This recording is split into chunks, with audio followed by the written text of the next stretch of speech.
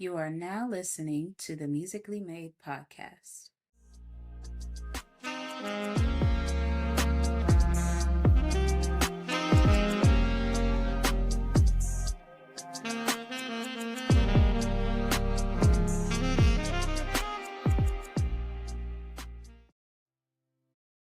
Hi, everybody, and welcome back to another episode of the Musically Made podcast featuring your host, VaNia Ellison. All right, everybody. This week, this episode is going to be slightly different from my usual format of either an interview or a review of an event I went to.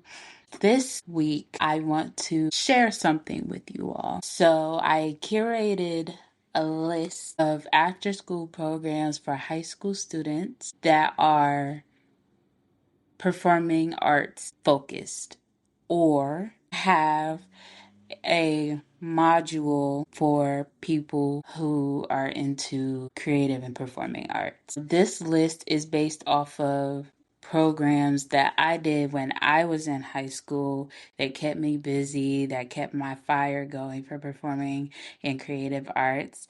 And the list also includes programs that I have either researched or heard about. Now, a little bit of background on this list. I initially created this list as a part of something that I wanted to do when I originally did my pageant last August. It was a part of my platform that highlights careers in the entertainment industry, and it just highlights my passion of making sure that our young people know that they don't have to be a doctor, they don't have to be an engineer, and they don't have to be a lawyer if they don't want to. Like, if they want to, cool beans. But if they do not, and if they are more artistically geared, there are programs that will help them out in the Philadelphia area. I am so appreciative to these programs. They help build my interest, my curiosity, my creativity. They help build me.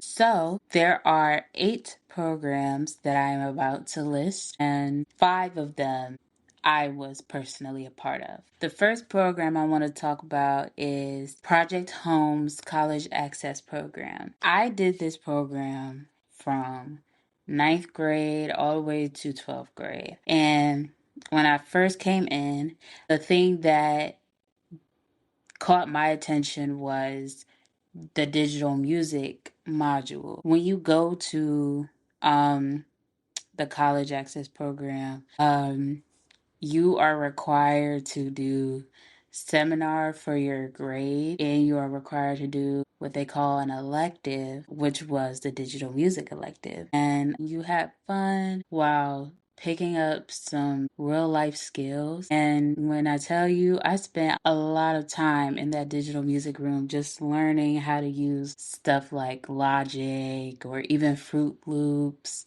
And I also had the opportunity to figure out how to set up and operate a recording booth. And it was just a good time that I had being in the digital music program. But then when COVID hit, they took away digital music for that period of time. So I ended up pivoting to photography, and photography was another way for me to creatively express myself, and I I really got into it and I enjoyed that just as much. Now, I don't know if I would put one or the other over each other, but I think they are both very good electives to be a part of.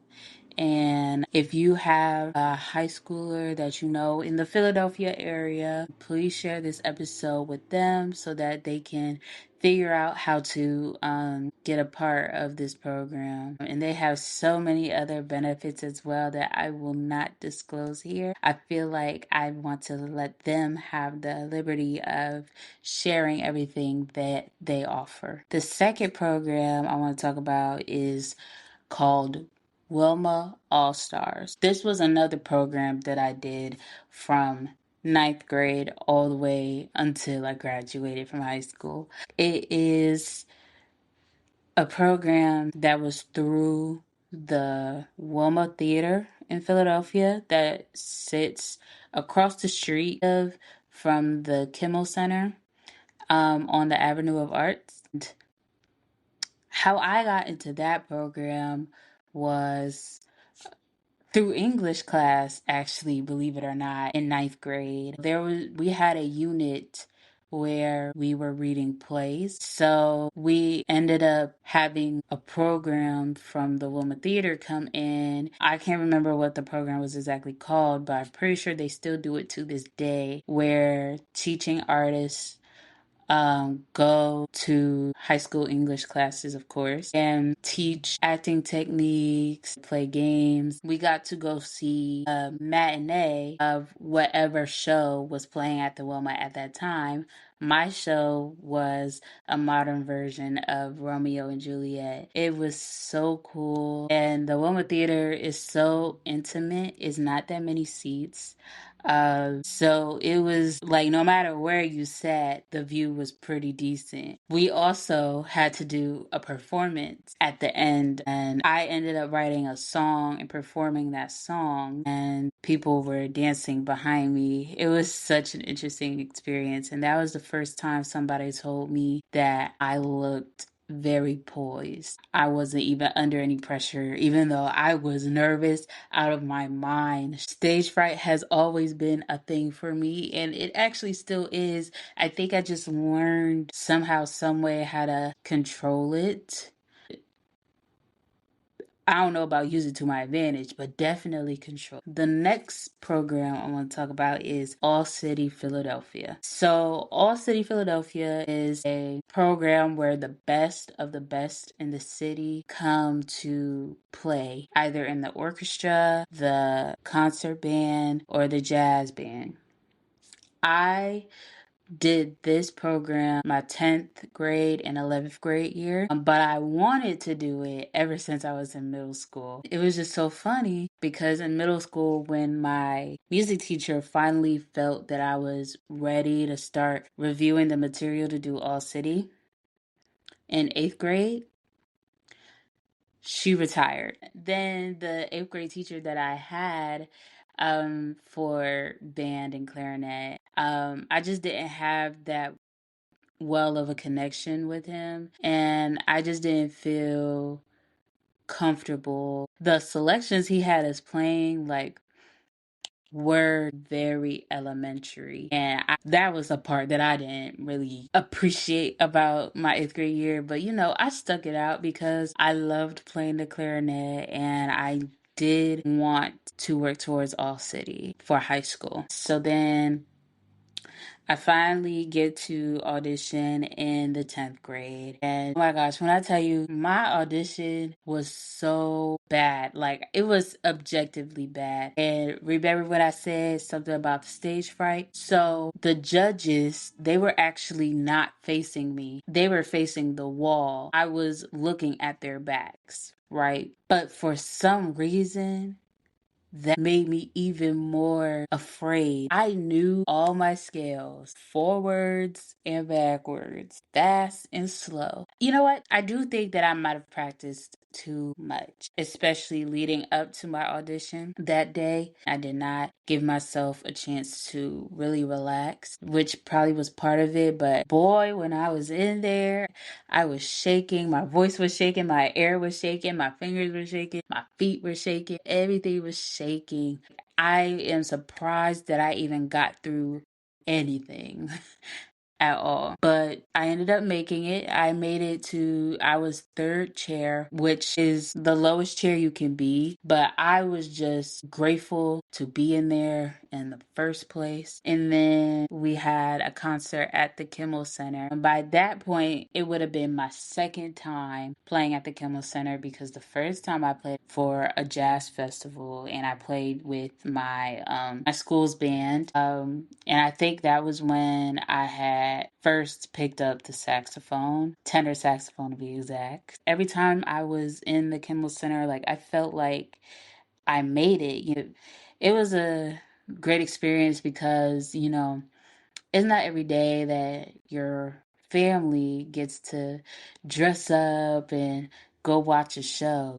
My parents, from what I can understand, really appreciated that kind of experience. Maybe one day I can give that to them again. The fourth program I want to highlight is the Rock to the Future program. So when I did this program, it was the summer after my ninth grade year. I actually had access to that program from the Project Home College Access Program. Towards the end of the school year, they would find programs for the high school students to do over the summer. And they would bring it to us and be like, hey, we think you might be a fit for this program. Are you interested in doing this? Then your answer is either yes or no.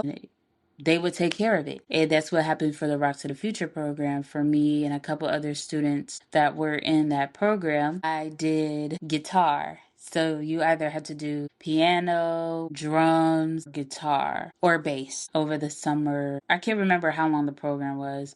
I think it was only 4 weeks though. Over that time, you had your lessons and you were placed in a group of people, and that was your band. You had to write your own songs, and we even got to record the songs. It was a great time. It was a great time. I do think that if being a recording artist is something that a high school student wants right now at that point in time, Rock to the Future is a program that they should look into. And I'm pretty sure they do year-round programming as well. I just don't know how that is structured. The fifth program and the final program on this list that I was actually a part of is the Mic'd Up program. Now, I'm not sure how students are brought into the program. I know that it was usually like word of mouth from a music teacher to potential students, but I wasn't the student that was approached with the opportunity. This really good pianist, jazz pianist actually, that was in my grade was approached with this. In high school, they added a class called Orchestra Honors so that the music students can practice. You can use that class period to practice because in the school district of Philadelphia, if you were enrolled in the music program, you are pulled out of class to do your lesson and full band rehearsals. So essentially, you're missing class time to do the music program. So that's why they added that. Or at least that's why I think they added that. I'm not completely sure why the class was added, but to make a long story short, it was me, him, and maybe one or two other people in that class, and we decided, hey, we're gonna get together and make ourselves like a collective. So that's how we would use that time to practice the songs that we wanted to play. And then the pianist was approached for the opportunity at Mic'd Up, and then he brought it to us. And we were like, okay, let's do it. So that was a really cool experience as well. We had the opportunity to do gigs for 6 weeks at the Four Seasons in Philadelphia. And that was another program that gave you the opportunity to do something for my parents, give them an excuse to dress up and go somewhere.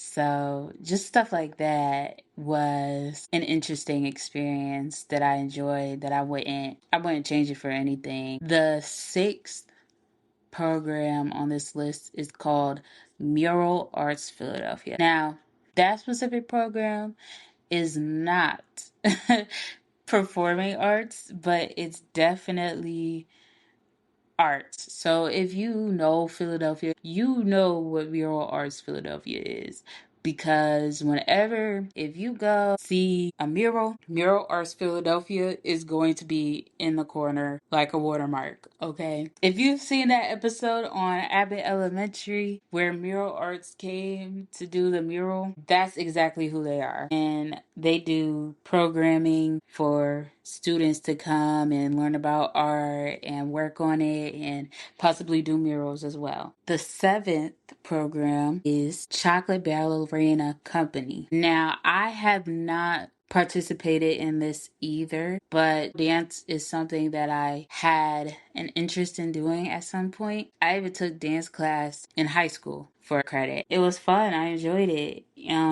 Dancers are just different. Now, that's not something for me at this time, but I do wish I had more dance training. The Chocolate Ballerina Company every year puts on what do they call it? They have a version of the Nutcracker. I was supposed to go see it one year, but something happened and I wasn't able to go see it anymore. They have year-round programming, and the final program that's on this list is called Philadanco. Now, if you are in performing arts, you have heard the name Philadanco. Quite frankly, it might just not be any way that you haven't heard of Philadanco because it just got built up to be such a powerhouse of a dance company in the city of Philadelphia. It's so funny that this is on the list that I made over the summer. As I have talked about in one of my previous episodes, I did a program with CCP where I taught students how to do theater, and two of them did Philadanco, and they're probably still doing Philadanco. I know that it is a good program for people who are serious about dancing, serious about performing, which is probably why it's the last program on the list, because if you're going to be a part of Philadanco, you have to be serious. You can't be flaky. You can't be none of that. They performed at the Odunde Festival. They mean business over there, okay? They mean business. But that concludes the Musically Made after school program for high school students list, and it'll be available in my link tree, which will be available on YouTube, Instagram, Twitter, X. And when you visit the link tree, it is going to be a live document, I like to call them. So when you see the list, you'll be able to click on each program and it will take you directly to their website. So there is virtually no reason why any high school student can't get involved with these programs, because I did the hard work for you. All you had to do is go through the website and see what they got. And the best part, which is probably what parents who are listening are looking for, the best part of the whole thing is that everything is free, guys. That's the only way I could have did these programs. And you can't turn down doing something that you like for free. Now, you almost don't got no excuse not to get involved. So I hope that anybody that's out there listening gained something from this episode, specifically this episode. If you have listened to every other episode I put out, this has to be one of the most important ones that I made, because I really do want our young people to know that there are programs that are catered to your interests, even if it's performing arts or creative arts. Now that concludes the episode for this week. Please do me the biggest favor and follow me on Instagram and TikTok and YouTube at Musically Made Podcast. Follow me on X at Musically Made P _. And